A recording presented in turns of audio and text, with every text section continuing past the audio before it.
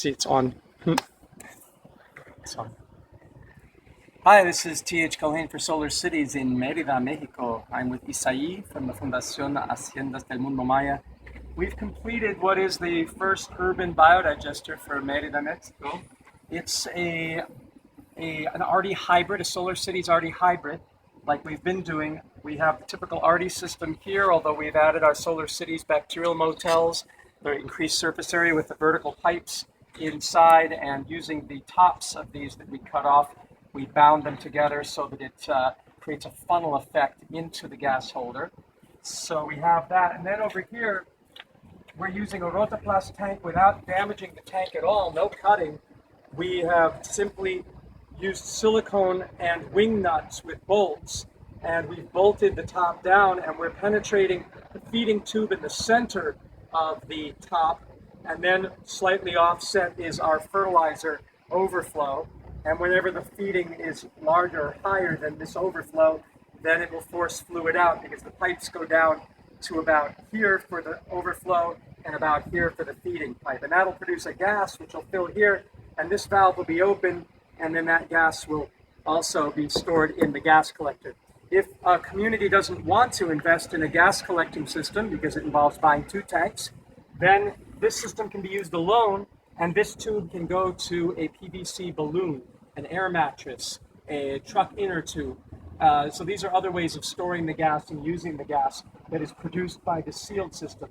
This is the equivalent of our typical Solar Cities IBC tank system, where we've used the top to do all our penetrations, and it's just using a rotoplas tank instead of the IBC. So this is what we did in Kibbutz Lotan, the Green Apprenticeship Program last year at this time. It's what we've done in Swaziland this summer in 2 locations. It's what we've done in Egypt. It's what we've done in Germany. The idea is having a sealed tank as a primary digester and another system as a gas collecting producer. We do this particularly in cold climates because this one being open to the atmosphere, it will stop producing in the winter, whereas this one can be completely insulated and heated and continue to produce during the winter. So we like to build systems like this. Here we've noticed in the communities that the Fundación is working, they've already got a system where they're using these tanks to irrigate the community gardens. And they usually elevate this and then have fertilizer coming out the bottom, rather water coming out the bottom. In this case, you don't have to elevate it. You put it straight on the ground and save yourself the cost of the bricks and cement to elevate it. And you're using the overflow from the top, which doesn't have heavy solids because you're feeding it. The heavy solids are falling to the bottom. It's fermenting. It's producing a great liquid fertilizer that's very clear and can flow through drip irrigation.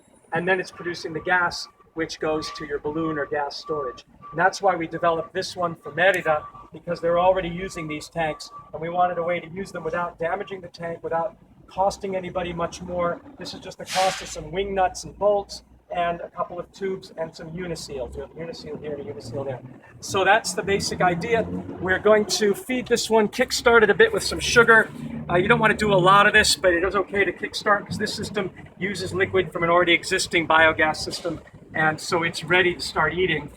So I'm going to pour a bit of sugar down here and then chase it with some biofertilizer from that other system that is rich in bacteria, rich in the microbes.